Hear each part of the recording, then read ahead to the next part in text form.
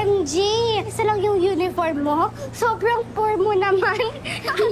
Kadiri, you're so gross.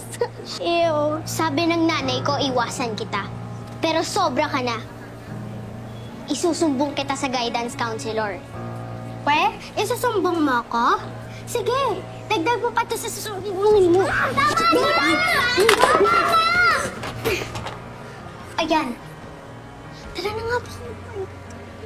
Sinira niyo phone mo. Tingnan mo yung ginawa mo, oh. Sinira mo yung phone ko. Ikaw ang unang sumugod sa akin, Rachel. Alam mo, makakapikon ka na.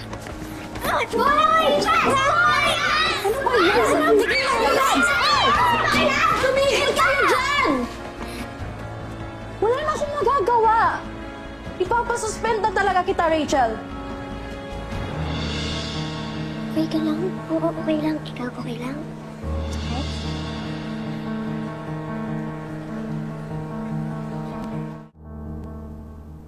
Anak?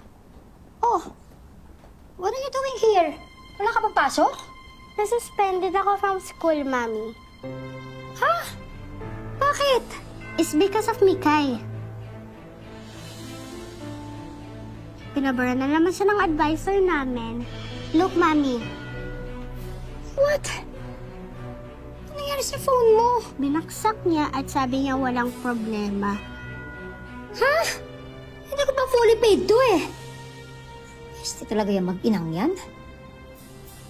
Mami, gantihan natin sila. Talaga?